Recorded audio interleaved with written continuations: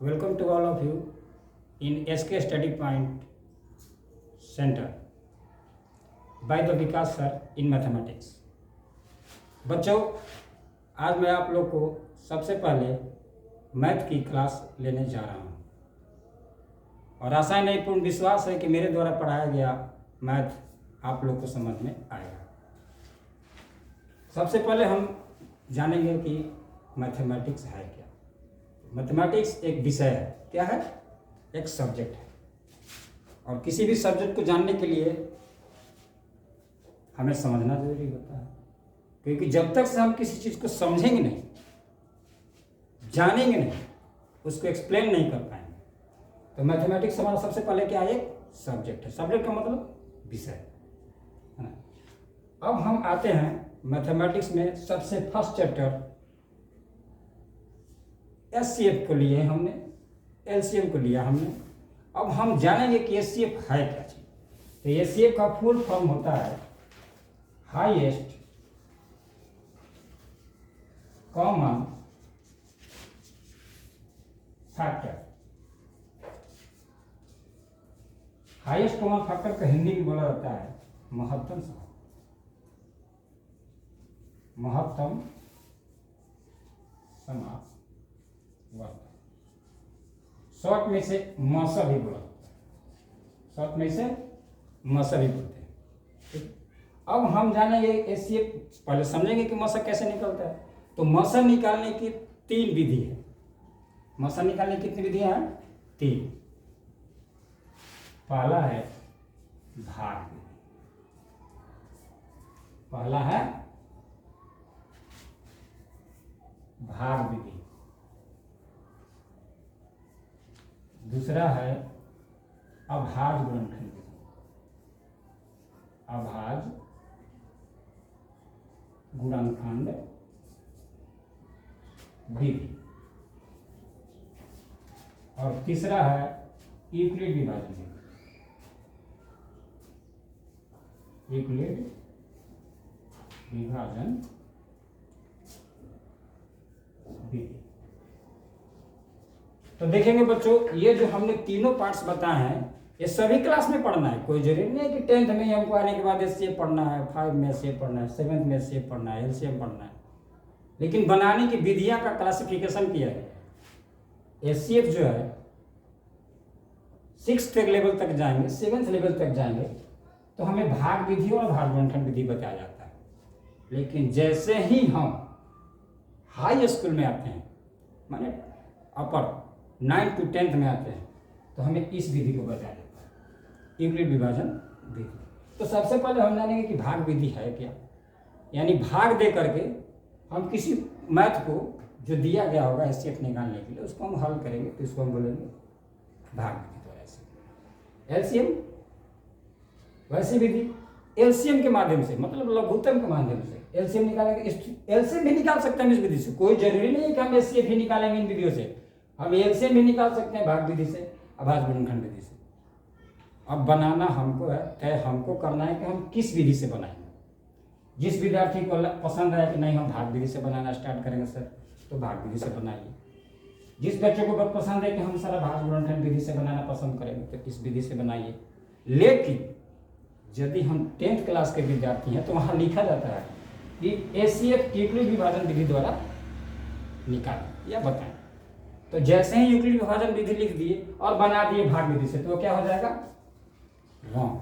क्या हो जाएगा? रॉन्ग। उस पर लिखा हुआ, प्रश्न पर लिखा हुआ रहेगा इस प्रश्न को यूक्लिड विभाजन विधि के द्वारा बनाए या एचसीएफ निकालें। अगर आपने उसे अभाज्य गुणनखंड विधि से भी बना दिया तो क्या हो जाएगा? रॉन्ग। ठीक। तो अब हमें देखना है कि भाग विधि से मौसा बनता कैसे है, भाग विधि से या अभाज्य गुणनखंड विधि से एचसीएफ बनता कैसे। तो चलिए हम एक एग्जाम्पल के थ्रू आप लोग को समझाते हैं।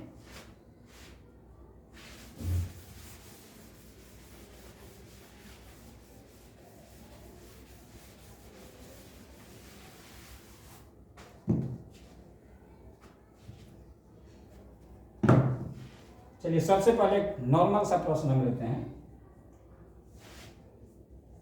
12 और 15 का HCF निकाल।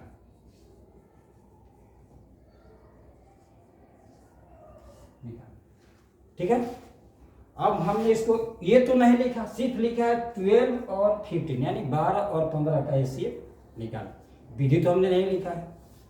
अब तय आपको करना है कि किस विधि से आप बनाइएगा इसको, भाग विधि से बनाइएगा या भाग गुणनखंड विधि से बनाइएगा कि यूक्लिड विभाजन विधि से बनाइएगा, ये तय आपको करना है। तो देखेंगे सबसे पहले हमने क्या लिखा था, भाग विधि। इस विधि को कैसे बनाया जाता है, तो भाग विधि तो सबको पता होगा कि भाग देना को भाग विधि कहते हैं। अब भाग देते कैसे हैं तो देखिए, सबसे पहले हम इसको जानेंगे कि भाग होता है, इसको बोलते हैं भाग, बीच वाले को भाज्य और यहां पर होता है भाग, और नीचे जो बचा वो क्या हो गया, शेष। ठीक है, तो जिस अंक से भाग दिया जाता है वो क्या कहलाएगा, भाजक। जिस अंक में भाग दिया जाए वो क्या हो जाएगा, भाज्य। और जिस अंक के द्वारा भाज्य कट जाए वो हो गया भागफल, और जो नीचे बच गया वो क्या होगा, शेष। तो अब इसी चीज को हमको सॉल्व करना है, बनाना है। कैसे बनाएंगे, पहले समझ गए आप लोग कि भाजक क्या है। जिस अंक से भाग दिया जाता है उसको क्या बोलते हैं, भाग। जिस अंक में भाग लगाया जाता है उस अंक को क्या बोलते हैं, भाग। और जिस अंक के द्वारा भाज्य में भाग दिया गया वह क्या हो गया, भागफल। ठीक है, अब जो नीचे बचा उसको हम लोग क्या बोलेंगे, शेष। ठीक है, कंफर्म है आप लोग। अब देखेंगे कि हम इसका HCF निकालेंगे कैसे। अभी तो हमने आपको समझाया कि भाजक क्या है, भाज्य क्या है, भागफल क्या है, शेष क्या है, इसके बारे में एक्सप्लेन किए। अब हम इसको बनाना शुरू करते हैं। अभी हमने आपको सिर्फ परिचय दिया कि भाजक क्या है, भाजक। बहुत सारे बच्चों को ये भी नहीं पता होता कि भाजक क्या है, लेकिन हम आप लोग को बता रहे हैं कि भाजक क्या है। बता भी दिए कि भाजक जिस अंक से भाग दिया जाए वह क्या होगा, भाजक। जिस अंक में भाग दिया जाए वह भाज्य। जिस अंक के द्वारा भाज्य में भाग लग जाए वह क्या होगा, भागफल। और जो हमारा नीचे बचा उसको हम क्या बोलेंगे, शेष। ठीक है, क्लियर है। चलिए आगे।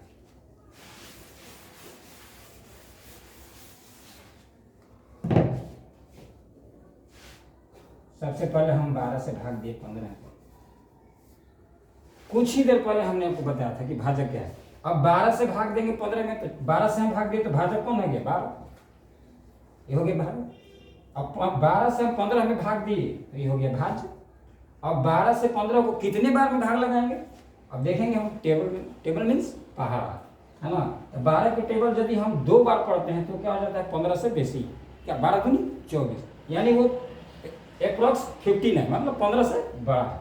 हम उसको छोटा लेंगे क्योंकि हमको देखिए 12 से हम लेंगे इसको एक बार में, 12 क्या 12। ठीक है, बहुत सारे बच्चे गलती करते हैं कि 15 के नीचे 12 लिखते हैं और माइनस का साइन नहीं देते हैं, तो वो भी क्या होगा, उसको गलत ही माना जाता है। उसमें अगर सर आपके अच्छे होंगे जो कॉपी चेक करते हैं तो आपके नीचे वाले नंबर के एक नंबर काटने का अधिकारी हो जाएंगे। यदि हम बीच में माइनस दे देंगे यहाँ पर तो टीचर समझ जाते हैं कि 15 में से 12 को क्या किया गया है, माइनस किया गया है, सब्ट्रैक्ट किया गया। ठीक है, तो 12 कहीं 12, 5 में से 2 घटा क्या बचेगा बच्चों, 3, एक एक को क्या कर दिए, कट कर दिए।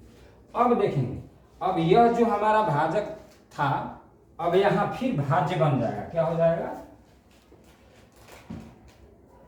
भाज्य बन जाएगा। ठीक है, अब हम देखेंगे कि 3 से 12 कितने बार में कटेगा। ठीक है, तो 3 से 12 कितने बार में कटेगा, तो 4 बार में। कितने बार में, 4 बार। यानी कहने का मतलब है कि यह 12 जो है 3 से 4 बार में पूरा पूरी क्या हो गया, कट गया। तो अब जिस अंक से 12 पूरा पूरी आकर के कट गया वही हमारा क्या हो जाएगा, HCF हो जाएगा। तो अब हम यहां लिखेंगे क्या कि HCF equal to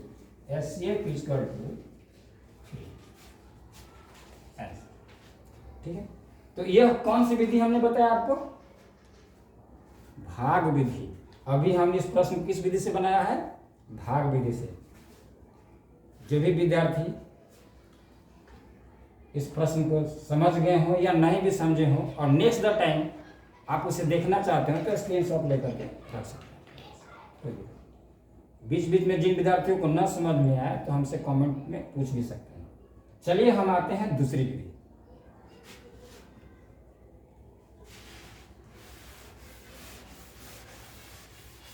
second method. Second method हमारा क्या है? सेकेंड मेथड है हमारा, यहां पर लिखे थे हम अभाज्य गुणनखंड विधि। सेकेंड मेथड क्या था?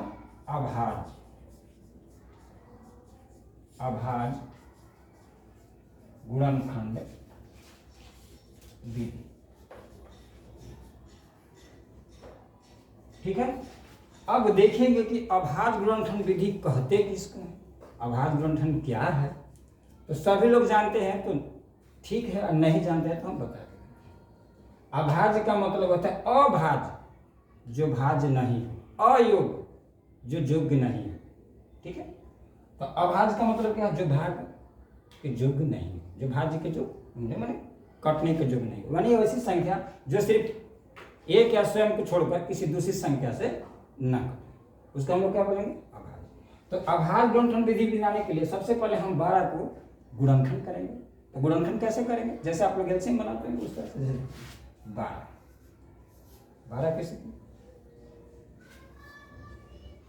2 6 12 माने 2 छक्का 12, 2 3 6, यानी 2 3 6 हो गया। अब 12 को हमने जो गुणनखंड किया तो इसके बीच में कौन कौन से अंक आए, यानी 12 जो है 6 से कटा और 3 से कटा, और 6 किससे कटा? 2 से, लेकिन 3 जब भी कटेगा तो किससे कटेगा? 3 से। तो अब देखिए, अब ये 2 और 3 क्या दोनों आया है? क्या ये भाज्य संख्या है? 2 और 3 को हम भाज्य कहेंगे? नहीं, इसको अभाज्य कहेंगे। क्यों? क्योंकि 2 से सिर्फ 2 ही में भाग लगेगा और 3 से सिर्फ 3 में भाग लगेगा। तो इसीलिए इसको अभाज्य गुणनखंड बोला जाता है, क्योंकि ये जो भी अंक आया वो क्या है? अभाज्य, इसी चलते। ठीक है, अब हम 12 को लिखेंगे 12 = 2 × 2 × 3। अब हमारा कौन सा अंक रह गया है? 15, है ना। तो 15 को हम भी उसी तरह से गुणनखंड करेंगे। ठीक है, देखेंगे तो 15 को 2 से लगाएंगे तो कटवे नहीं करेगा। क्लियर है? 2 से लगाएंगे तो कटवे नहीं करेगा। तो चलिए 3 से देखा जाए, तो 3 से लगाते हैं। 3 5 15, यानी 3 के टेबल में 5 बार में। अब यहाँ भी आप बताइए 3 और 5 क्या है? भाज्य है कि अभाज्य? दोनों अभाज्य है ना। तो अब हम समझ गए होंगे कि ये 3 और 5 दोनों क्या है? अभाज्य है। ओके, तो 3 और 5 आ गए। तो फिर 15 को भी यहाँ पर ऐसे लिख देंगे 15 = 3 × 5। अब हम इन दोनों में कंपेयर करेंगे, मिलाएंगे कि कौन सा अंक है जो हमारा मिल जाए। सपोज देखेंगे इसमें 2 है, इसमें है नहीं है, इसमें 2 है तो इसमें 2 नहीं है, यहाँ भी 2 है तो यहाँ भी 2 नहीं है, लेकिन यहाँ 3 है तो 3 है। समझ में आ रहा है? यहाँ 3 है तो यहाँ 3 है, लेकिन यहाँ 5 है तो यहाँ 5 नहीं है। बड़ा फेर वाली बात है कि भैया यहाँ 2 है तो 3 नहीं, 3 है तो 5 नहीं, कंफर्म हमको करना है। तो सबसे पहले हम देखेंगे कि जो अंक मिलेगा वही हमारा एचसीएफ हो। तो चलिए यहाँ भी 3 है, आप लोग को समझने के लिए हम थोड़ा सा इसको घेर दे रहे हैं। देखें, यानी 12 और 15 में कौन सा ऐसा अंक है जो दोनों में मिल रहा है? तो क्या है? 3 है। तो हम क्या लिखेंगे यहाँ पर?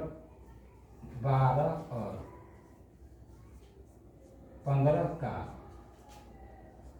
HCF = 3।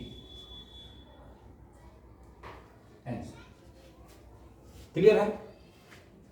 अब हम समझ गए कि यानी 12 और 15 जो है एक 3 ही एक ऐसा अंक है जो इस दोनों को काट सकता है।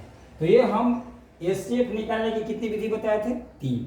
3 में से हम आपको कितना बता दिए? 2 विधि एक्सप्लेन कर दिए। अब अभी हम बोले थे कि यूक्लिड विभाजन विधि यदि अगर लिख दिया कि अब हम आपको दे दिए कि एचसीएफ निकालो और यहाँ लिख देते कि यूक्लिड विभाजन की विधि को द्वारा हल करें। यहाँ लिख देते कि इसे यूक्लिड विभाजन विधि द्वारा हल करें। यूक्लिड विभाजन विधि द्वारा हल करें, विधि द्वारा हल करें लिख देते। और इस विधि के लिखने के बावजूद भी आप इस विधि को बना देते या फिर भाग विधि को बना देते तो क्या हो जाता? रंग हो जाता। क्योंकि वहाँ पहले ही लिख चुका है कि मोशन निकालना है तो कैसे निकालना है, युगली भाजन विधि से, जो कि हमें 10th क्लास में पढ़ना है। ठीक है, अब ये जो मेथड हमने बताया ये 9th तक काम कर जाएगा। इन 7th के बच्चे, 8th के बच्चे, 9th के बच्चे इसको बना सकते हैं। बाय द वे युगली भाजन विधि जो है 10th के बच्चों को पढ़ना है। क्लियर है? तो आज भर इतना ही। अगले दिन मैं जब आऊँगा तो इस युगली विभाजन विधि को पूरी तरह से एक्सप्लेन करूँगा और बताऊँगा कि कैसे बनता है, युगली विभाजन विधि है क्या, यूक्लिड कौन थे, है ना, गणितज्ञ थे, वैज्ञानिक थे, क्या थे, सब बताएंगे, है ना। और इस विधि को द्वारा कैसे बनाया जाता है वो हम नेक्स्ट क्लास में बता देंगे। तब तक के लिए धन्यवाद।